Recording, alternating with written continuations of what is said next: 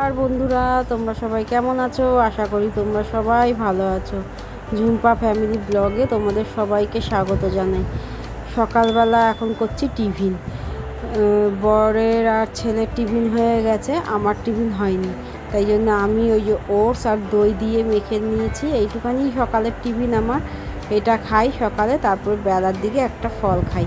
তাই জন্য এটা খেয়ে নিই। খেতে ভালোই লাগে, খেতে খারাপ লাগে না। একটুখানি গুড়ের পাউডার নিই, নালে ভালো লাগে না খেতে। তাই জন্য এটা খেয়ে এবার বসাবো রান্না। দুপুরবেলা আজকে একটুখানি মাংস হবে, যেহেতু আজকে রোববার, সেজন্য হালকা ফুলকা এই ব্রেকফাস্টটা করে নিচ্ছি। করে নিয়ে তারপর বসাবো রান্না। চলো তাহলে রান্নায় কি কি করি সেটা তোমাদের সঙ্গে শেয়ার করি। এই দেখো, রান্নায় করব মাংস আর করব ইলিশ মাছের মাথা দিয়ে কচুর শাক। আমার তো সবচেয়ে প্রিয় খাবার ইলিশ মাছের মাথা দিয়ে কচুর শাক। এটা হলে আর আমার কিচ্ছু লাগে না। এত টেস্টিও হয়েছিল রান্নাটা যে কি বলবো। অনেক বছর পর খাচ্ছি ইলিশ মাছের মাথা দিয়ে কচুর শাক। তাই জন্য আলুটাকে ভেজে নিলাম। আলুটাকে ভেজে নেওয়ার পর ইলিশ মাছের মাথাগুলোকেও হালকা একটু তেলে ভেজে নেবো না, ওই নেড়ে চেড়ে সাঁতলে নেবো। বেশি ভাজলে ইলিশ মাছ খেতে ভালো লাগে না। আমি ইলিশ মাছ কখনোই ভেজে রান্না করি না, সে ঝোলে দিই আর ভাপা করি আর যাই করি। তারপরে ইলিশ মাছগুলো একটু নাড়িয়ে চাড়িয়ে তুলে নিলাম তেল থেকে। তারপর তুলে ওটার মধ্যে দিলাম সাদা জিরা, তেজপাতা, শুকনো লঙ্কা ফোড়ন দিয়ে এবার সিদ্ধ করে রেখেছিলাম কচুর শাকটাকে। এটা হচ্ছে লাল কচুর শাক। লাল কচুর শাকগুলো দেখবে খেতে বেশ ভালো লাগে, গলা চুলকায় না। কিন্তু সবুজ সবুজ কচুর শাকগুলো না একটু মানে কেমন যেন একটা লাগে, গলাও চুলকায়। তাই জন্য ওই লাল কচুর শাকগুলোই এনেছিলাম আগের দিন, তো বাজার থেকে নিয়ে এসেছিলাম। এই যে এবার কেটে কুটে রেখে সিদ্ধ করে রেখেছিলাম, রেখে এই এখন বসিয়ে দিলাম। তেলে দিয়ে দিলাম আর একটুখানি লঙ্কা দিলাম, কাঁচা লঙ্কা 3টে, আর একটু নুন দিয়ে ভালো করে এটাকে ভেজে নেবো, যাতে জলটা একদম টেনে যায়। সেরকমভাবেই মাখা মাখা করে কষিয়ে নেবো এটা। আর একটু নুনও দিয়ে দিলাম। নুনটাও একবারে দিয়ে দিলে একবারে কষে যাবে সব একসঙ্গে। এটাকে ভালো করে কষাই। ভাবছি কি এটা এই কড়াইতে কষাবো না, ছোট্ট একটা কড়াইয়ের মধ্যে ট্রান্সফার করে নেবো, নাহলে তাহলে আমার মাংস রান্নাটাও হয়ে যাবে আর এটাও হয়ে যাবে। নাহলে এটা করতে যা সময় লাগে, কচুর শাক যতই সিদ্ধ করে রাখো না কেন, জল টানাতে আরও সময় লাগে। এর জন্য যা ভাবনা, যা চিন্তা করলাম তাই করলাম, করে এই কড়াইয়ের মধ্যে ট্রান্সফার করে দিলাম, ছোটো কড়াইয়ের মধ্যে। আর বড় কড়াইতে আবার একটু তেল দিলাম, গোটা গরম মশলা দিলাম আর তেজপাতা দিলাম। দিয়ে এবার দেবো পেঁয়াজটাকে ভালো করে ভেজে নেবো। পেঁয়াজ আর টমেটো দিয়ে ভালো করে নুন দিয়ে পেঁয়াজ টমেটোকে ভেজে, যেরকমভাবে আমি নর্মাল আলু মানে মাংস করি, আজকে বেশি কষা কষা করব না, একটু ঝোলঝোলই করব মাংসটা খেতেও টেস্ট হয়েছিলো। আর কচুর শাকটা তো অমায়িক হয়েছিলো খেতে। যাই হোক, চলো এই কচুর শাকটা এই যে অনেকটাই জল টেনে এসছে, তাই জন্য ইলিশ মাছের মাথাগুলো দিয়ে ভেঙে দিই ভালো করে, যাতে ইলিশ মাছের মাথার স্বাদটা কচুর শাকের মধ্যে চলে যায়। এটাকে দিয়েও এবার ভালো করে কষিয়ে নেবো। এই দেখো কড়াইটার কী অবস্থা হলো, পট করে পড়ে গেল কড়াইটা আগুন থেকে। এক হাত দিয়ে মোবাইল ধরে এক হাত দিয়ে এমভাবে না রান্না হয় না, জানো তো, খুব অসুবিধা হয়। কিন্তু কি করব, করতে তো হবে, তোমাদের সঙ্গে সব কিছু শেয়ার করতে হবে। এর জন্য এরমভাবেই আমাকে করতে হয়। আর এত ছোট রান্নাঘরটা তো তোমরা তো জানোই।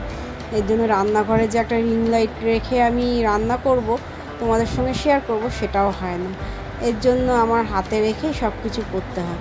এইদিকে দেখো মশলাটাও কষাতে দিয়ে দিয়েছি। আদা রসুন বাটা, কাঁচা লঙ্কা দিয়ে, তারপর হচ্ছে হলুদ, নুন তো আগেই দিয়েছিলাম, হলুদ, গুঁড়ো লঙ্কা আর দই দিয়ে ভালো করে নেড়ে নিলাম। নেড়ে এবার মাংসগুলো দিয়ে দেবো। মাংসগুলো ধুয়ে ঝুড়িতে জল ঝরাতে রেখে দিয়েছিলাম, সেই মাংসগুলো দিয়ে দিলাম। দিয়ে এবার ভালো করে নাড়িয়ে চাড়িয়ে একটু ঢেকে দেবো। ঢেকে দিলে কী হবে বলতো, আর জল দিতে লাগবে না, এতেই মাংস কষে যাবে আর জলটাও একটু বেরিয়ে যাবে। এর জন্য মাংসটা দিলাম ঢেকে। আর অল্প তেলে এত সুন্দর মাংসটা রান্না হয়েছিল, দেখবে মনেই হবে না যে অল্প তেলে রান্না করেছি। যেইটুখানি কড়াইতে তেল দিয়েছি সেইটুখানি তেলেই মাংসটা হয়েছে। মাংসটাতে এত চর্বি ছিল যে মনেই হয়নি যে কম তেলে রান্না করেছি। আর এইদিকে দেখো এটাকে কিছুতে নাড়াতেই পারছি না, তারা মোবাইলটা রেখে ওটাকে নাড়িয়ে নিই, নাহলে ওটাকে নাড়াতে পারছি না। আর এইদিকে দেখো তেল বেরিয়েছে, দেখেছো কত মাংস থেকে।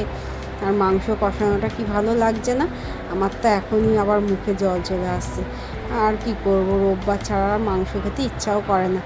তাও আমাকে তো রোজই স্যুপ খেতে হয়, সেই স্যুপ খেয়ে মাংসের ইটা হয়, কিন্তু তাও মাংস কষা খাওয়া আর স্যুপ খাওয়ার মধ্যে আকাশ পাতাল তফাৎ। চলো, রান্না বান্না হয়ে গেছে, ভাতটাও হয়ে এসছে আর ঝোলটাও প্রায় হয়ে এসছে। এই মানে মাংসটা প্রায় কষানোই হয়ে এসছে। কচুর শাকটা তো হয়েই গেছে, এবার এটার মধ্যে দিয়ে দেবো জল, জল দিয়ে তারপর এটাকে ফুটাবো।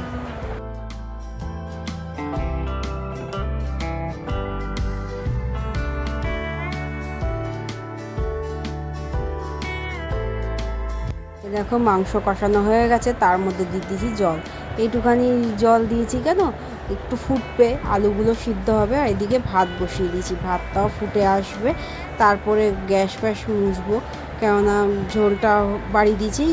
ভাতটাও সেই দেখো মাংসের ঝোলটাও হয়ে গেছে, ভাতটাও হয়ে এসছে প্রায়। এই দেখো ভাতটাও হয়ে গেছে, আমি ভাতটা নামিয়ে রেখেছি। এবার মুছবো গ্যাসটা, এই জায়গাটা পরিষ্কার করে নিই, পরিষ্কার করে নিয়ে তারপর গ্যাস মুছবো, ঘর মুছবো, মুছে তারপরে যাব স্নান করতে। এই দেয়ালের এই সেগুলোতে না হলুদের দাগগুলো লাগে, সেগুলো আর ওঠে না। ওয়ালপেপারগুলো লাগিয়েছি, তাও ওয়ালপেপারগুলো লাগিয়ে একদিকে একটা ভালো কাজই হয়েছে, অত তেল কিষ্টে ভাবটা না মানে অতটা হয় না। এই নেতা দিয়ে ভালো করে মুছে নিলেই তেল কিষ্টে ভাবটা চলে যায়। আর নিচের ওইটুখানি জায়গা আর লাগানো হয়নি, কারণ ছিল না আর ওইটুখানি জায়গা, এর জন্য লাগানো হয়নি। এর জন্য এটা খুব কাজের, বছরে বছরে লাগাতে হলেও খুব সুবিধা হয়। যাই হোক চলো, গ্যাস ফ্যাস ভালো করে মুছে নিই, তাড়াহুড়ো করে মুছছি, কেননা আবার স্নান করতে হবে রোববার, আজকে আবার ছেলেটারও খিদে পেয়েছে আর বড় যাবে কাজে, এর জন্য তাড়াহুড়ো করে কাজ সারছি। ঘর ফর মুছে নিই, চলো ঘরটর মুছে তারপরে স্নান ফান করে এসে আবার তোমাদের সঙ্গে দেখা করছি।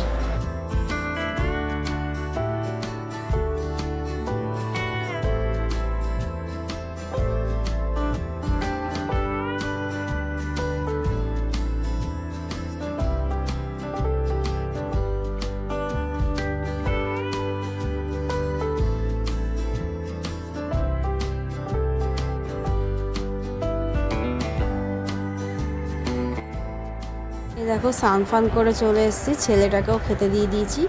এই কাটা বেছে দিতে হলো কচুর শাক থেকে, নাহলে তো বেছে খেতে পারবে না, এই জন্য ওকে কাটা বেছে দিলাম, ও খেয়ে নিল। আর বরের খাওয়া হয়ে গেছে আগে, বর খেয়ে উঠেছে, তারপর ওই থালাতেই ছেলেকে আবার খেতে দিয়ে দিয়েছি, কেননা তাহলে বাসনটাও কম জমে আর একসঙ্গে খাওয়াও হয়ে যায় ওদের।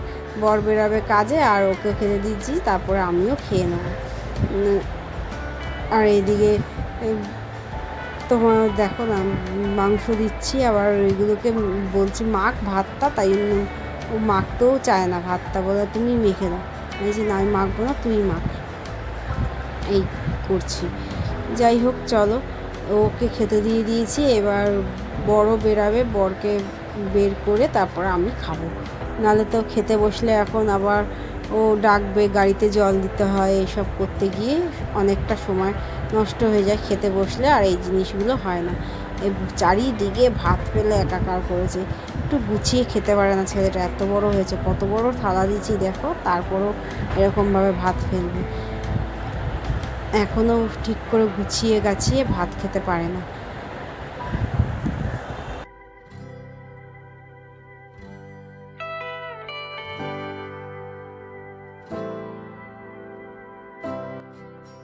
তো বর রেডি হয়ে গেছে, সব জিনিসপত্র গুছিয়ে নিচ্ছে, আর জামা প্যান্টও পরা হয়ে গেছে, এবার চুল আশ্রে বেরিয়ে যাবে কাজে। আর তারপরে আমি খেয়ে দে, তারপর আবার বিকালবেলা তোমাদের সঙ্গে দেখা করবো, কেননা এখন আর খাওয়ার সময় ভিডিওটা করা হয়নি, যেহেতু মোবাইলটা কোথায় ছিল আমি মনে হয় খুঁজেও পাইনি, না ভুলে গেছিলাম জানো। যাই হোক একটা কিছু হবে। এই বিকালবেলা চলে এসেছি, বিকালবেলা দেখো মা এসছে, মা গেছিলো দীঘা, তাই জন্য দুদিন পর এই শুক্রবার শুক্রবার গেছিলো, আর আজকে রোববার এসছে, তাই জন্য আসার সঙ্গে সঙ্গে আমার বাড়ি চলে এসছে, এই কিছুক্ষণ আগে এসছে, এসে আমার বাড়ি চলে এসছে, এই জিনিসগুলো নিয়ে এসছে। ছেলের জন্য একটা রেজার লাইট, আমার জন্য এসে শাঁখাটা নিয়ে এসছে দীঘা থেকে। তাই মার খুব জোরে খিদে পেয়েছিল, ওখানে যা জিনিসের দাম এর জন্য সব নিরামিষই খেয়েছে ওখানে। তাই জন্য বলছে তুই আমাকে কটা ভাত দে, আমি মাংস দিয়ে কটা ভাত খাই। মাকে বলছিলাম কি খাবে, বলছিলাম ম্যাগি করে দেবো, ম্যাগি খাবে, বললো না তুই আমাকে কটা ভাত দে, আমি ভাত খাই, আমার খুব খিদে পেয়েছে। তাই জন্য আমি আবার মাকে ভাত দিলাম মাংস দিয়ে। আর এই দিকে দেখো উত্তমের মানে আমার বরের টিফিনটা বেড়ে রেখেছি, আর আমিও খাওয়ার নিয়ে বসে গেছি, একটা পাউরুটি আর একটা মাংস আর আলু। আর হচ্ছে কি ছেলেকে মুড়ি মেখে দিয়েছি, ছেলে বললো মা আমি মুড়ি খাবো, তাই জন্য ছেলেকে দিলাম মুড়ি মেখে। তাই চলো আজকে রাত্রিবেলা এই ব্লগটা শেষ করলাম। দেখো মা এই জিনিসটা নিয়ে এসছে, তো তোমাদের সঙ্গে শেয়ার করছি। তাই চলো আজকের মতো এই পর্যন্ত, টাটা, আবার দেখা হবে পরে একটা ব্লগে। আমার ব্লগটা যদি ভালো লাগে তাহলে লাইক শেয়ার কমেন্ট করে দেবে, আর চ্যানেলটাকে সাবস্ক্রাইব করে দেবে, আর বেল ঘন্টিটা টিপে দেবে। তাই চলো আজকের মতো টাটা, বাই বাই।